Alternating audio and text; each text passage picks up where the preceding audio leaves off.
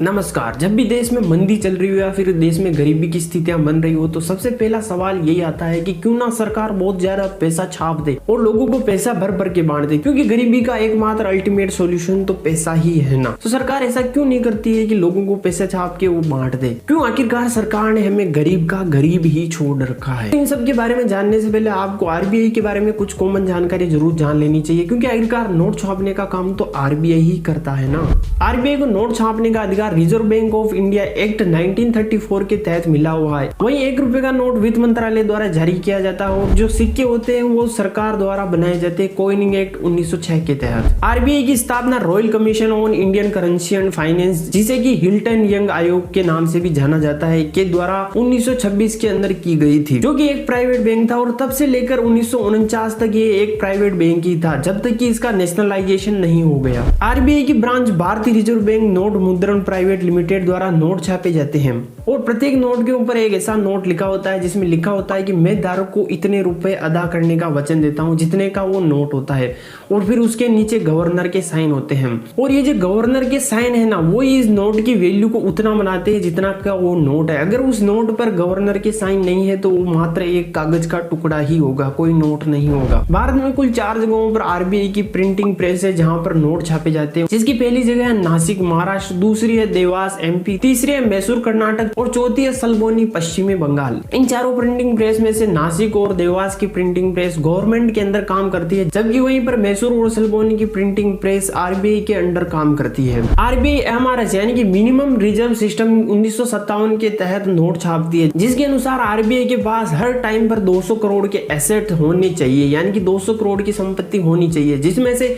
115 करोड़ रुपए के assets gold के रूप में और 85 करोड़ के एसेट फॉरेन रिजर्व के रूप में होने चाहिए। और इन्हीं सब बातों को ध्यान में रखते हुए आरबीआई पूरे देश के अंदर नोट छापती है। अब ये सवाल आता है कि अगर रिजर्व बैंक ऑफ इंडिया के एक्ट 1934 के सेक्शन 22 के तहत अगर आरबीआई जितने चाहे उतने नोट छाप सकती है, तो क्यों ना वो बहुत ही ज्यादा नोट छाप कर लोगों की गरीबी मिटा दे। तो आरबीआई ऐसा इसलिए नहीं कर सकती क्योंकि ऐसा करने पर गरीबी कम नहीं होगी बल्कि और ज्यादा बढ़ जाएगी। इसको समझने के लिए आप ये मान लो कि सरकार ने सभी को पैसे बांट दिए, सभी को पैसे बांट दिए तो अब सभी लोग अमीर हो गए, सभी लोग अमीर हो गए यानी कोई काम नहीं करेगा। तो शुरू में तो मार्केट के अंदर सभी प्रोडक्ट मौजूद होंगे तो सभी लोग उनको खरीद लेंगे, लेकिन जैसे जैसे टाइम बीतता जाएगा तो प्रोडक्ट में कमी आती जाएगी और लोग काम नहीं करेंगे तो प्रोडक्ट नहीं बनेगा। तो उस वस्तु की डिमांड तो बहुत ज्यादा हो जाएगी लेकिन सप्लाई बहुत कम होगी, जिसकी वजह से क्या होगा कि उस वस्तु की कीमत बहुत ही ज्यादा बढ़ जाएगी। जैसे जहां पर अभी कोई चीज 10 रुपए में मिल रही है तो वो वस्तु अभी आगे जाकर 10,000 या 1 लाख के अंदर या फिर 10 लाख में मिलने लगेगी, क्योंकि पैसा सबके पास में और सब पैसा देने के लिए तैयार है। तो इससे क्या होगा कि मंदी कम होने की बजाय और ज्यादा बढ़ती जाएगी और हमारे पैसे की वैल्यू धीरे धीरे कम होती जाएगी। तो आप क्या सोच रहे हो कि ये पैसे छाप के अमीर बनने वाला आइडिया केवल आप ही के दिमाग में आया? नहीं, ये आइडिया पहले भी 2 देशों के दिमाग में आ चुका हो, उन्होंने पैसे भी छापे और उसका परिणाम वो अब भुगत भी रहे हैं। दरअसल जिम्बाब्वे में काफी टाइम से इन्फ्लेशन की स्थिति चल रही थी, तो इसको दूर करने के लिए वहां के प्राइम मिनिस्टर ने क्या किया, बहुत सारे नोट छपवा दिए और सबके अंदर बंटवा दिए। इससे कोई भी गरीब नहीं रहा वहां पर। तो फिर वहां पर ऐसी कंडीशन भी आ गई कि एक ब्रेड का टुकड़ा लेने जाने के लिए वहां पर लोग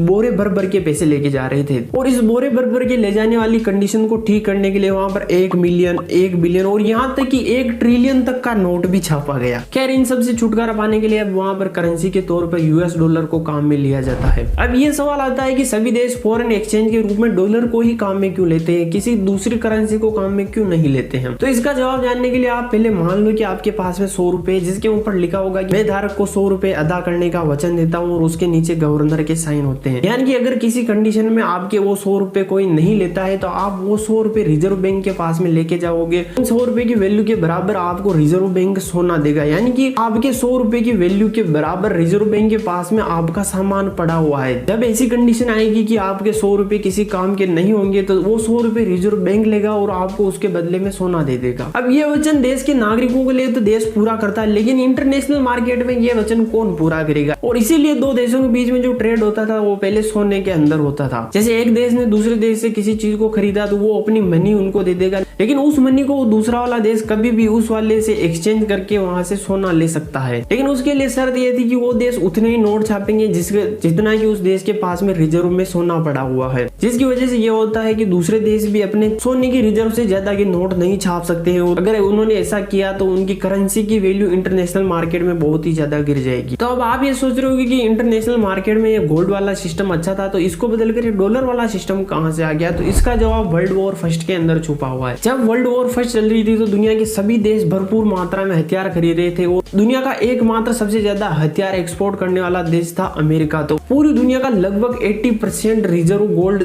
अमेरिका के पास में चला गया। लेकिन जैसे वॉर खत्म हुई तो अब दूसरे देशों को कुछ ना कुछ दूसरे देशों से खरीदना ही होता है, क्योंकि कोई भी देश अपने आप में संपन्न, हर चीज में संपन्न नहीं होता है। जैसे ही किसी देश के पास में खाने की किसी चीज की कमी हो तो वो किसी दूसरे देश से खरीद लेगा, लेकिन खरीदने के लिए उसके पास में गोल्ड होना चाहिए। लेकिन हर देश के पास में यूएसए का डॉलर मौजूद था। तो इस कंडीशन से बाहर निकलने के लिए वर्ल्ड बैंक और IMF इंटरनेशनल मॉनेटरी फंड की स्थापना की गई, जिसमें यह कंक्लूजन निकाला गया है जो अब जो देश है जो गोल्ड की जगह डॉलर को भी फॉरेन एक्सचेंज के रूप में काम में ले सकते हैं, और वो देश जब चाहे उस डॉलर को यूएसए को जमा करा के अपना सोना वापस ले सकते हैं। तो फिर क्या हुआ, धीरे धीरे सभी देशों की इकोनॉमिक कंडीशन धीरे धीरे अच्छी होने लगी और उधर अमेरिका वियतनाम वॉर के अंदर घुस चुका था, और इस वॉर के अंदर अमेरिका ने अपने गोल्ड रिजर्व से ज्यादा के डॉलर छाप दिए। फिर इससे क्या हुआ कि दूसरे जो देश थे उन्होंने अपने गोल्ड रिजर्व को वापस लाने के लिए वो अपना डॉलर जमा करा रहे थे। उस समय अमेरिका उन देशों से अपना डॉलर वापस ले लेता और उनको गोल्ड दे देता, तो उस डॉलर की कीमत जो अभी मार्केट में थी वो धड़ाम से नीचे आ गिरती। तो इस तरह की मंदी से बचने के लिए उस समय के